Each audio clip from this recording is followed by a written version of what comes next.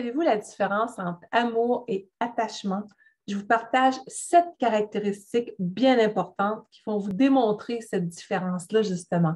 Donc, l'attachement est souvent d'emblée beaucoup plus porteur de mal-être, d'inconfort, tandis que l'amour va nous élever. Ça fait toute la différence. Donc, l'amour nous amène fondamentalement à ressentir de la plénitude. C'est léger, c'est fluide. On n'est pas là dans une façade à vouloir prouver qu'on est quelqu'un ou autre. On est au naturel dans la relation et ça donne une grande sensation de bien-être, de liberté et on va s'aider à grandir mutuellement dans une relation où est-ce que l'amour pur, présent est là. L'attachement en contrepartie, c'est souvent empreint des fois de manipulation même. C'est l'ego. C'est comme si inconsciemment, tout ça est souvent très inconscient, l'autre devient comme une source de bonheur et l'autre doit obéir, si on veut, à ce concept-là qui doit venir remplir comme un vide quand c'est très, très, très présent. On n'est pas là pour juger, culpabiliser, pardon.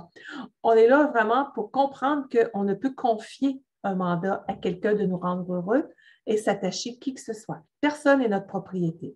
Donc, la peur d'être abandonné, d'être rejeté est aux premières loges souvent avec l'attachement. Au lieu de dire aujourd'hui, je suis avec mon amoureux, mon amoureuse, on co-crée une relation qui nous nourrit. Donc, l'espèce d'insécurité n'est plus là à ce moment-là. On vit par choix d'être ensemble et non en s'attachant à l'autre, vous comprenez?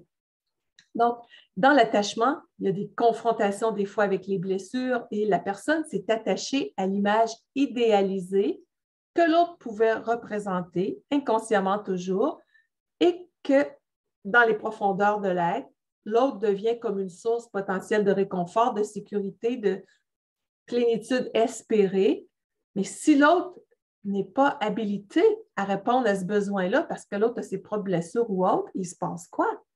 Vous comprenez que ça vient créer de la distorsion quand c'est dans l'attachement. Oui, on va être attaché à notre partenaire de vie, un attachement sain qui est là, bien entendu. Il faut faire la nuance. Mais quand on parle d'attachement comme s'approprier l'autre, personne n'a le droit de faire ça. Et c'est trop fréquent, malheureusement. Tandis que l'amour va nous élever, va illuminer l'intérieur, ça nous allège, mais c'est une chose qu'on a placée à l'intérieur de soi. C'est cette sérénité-là qu'on s'est donnée qui fait qu'on émerge avec plénitude, oui, avec légèreté.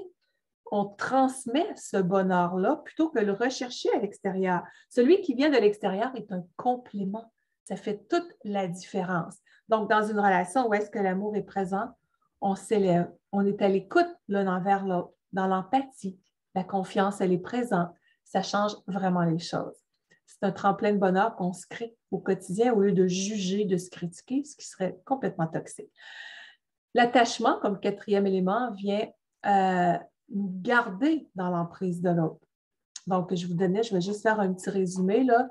Un premier élément, quand on parle des différences entre l'amour et l'attachement, l'amour nous amène à ressentir de la plénitude. L'attachement est empreint souvent de manipulation. On n'est pas soi totalement, on espère que l'autre vienne répondre à des besoins. Troisième, l'amour nous élève, nous illumine, nous allège.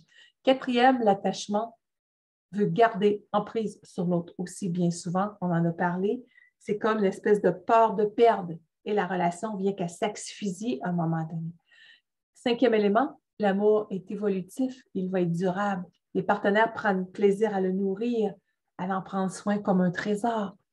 Sixième élément, l'amour crée un calme à l'intérieur, favorise du bien-être, de la bienveillance, de la compréhension mutuelle. Donc, on n'est pas basé sur l'égocentrisme, mais on est basé sur, on fleurit mutuellement, on construit ensemble. On n'est pas dans les guerres de point de vue. On regarde dans la même direction. Ça fait toute la différence. Donc, on est capable de se parler librement, on est capable d'être soi et chacun est responsable de son bonheur. Tandis que l'attachement, septième élément, vient davantage être source de confrontation. Il va susciter ces attentes-là que je mentionnais tantôt face au comportement de l'autre et faire refléter une certaine incapacité, si on veut, entre guillemets, à se créer un bonheur par soi-même qui est partagé avec l'autre ensuite. Donc, l'attachement devient source de frustration, de déception. C'est à peu près certain. Alors, en résumé, quand on est bien avec soi, qu'on a appris à se reconnaître soi, à être dans l'amour de soi, puis que c'est ça qu'on a le goût de partager, on ne laisserait rien de l'extérieur venir entacher ce bonheur-là. Et c'est là que l'amour dans une relation peut prendre tout son sens. Donc, pour plus de ressources, vous avez encore plus de détails sur ce thème-là. Si vous allez sur lynnebolduc.com, section blog, et vous allez voir, j'ai différentes formations en ligne sur ces sujets-là, différents livres aussi qui sont disponibles uniquement sur mon site Internet. Je vous invite à aller explorer sur lynnebolduc.com et surtout à vous choisir avec amour, douceur, bienveillance. C'est tellement important. Merci de partager la vidéo aussi. On ne sait jamais qui ça peut aider.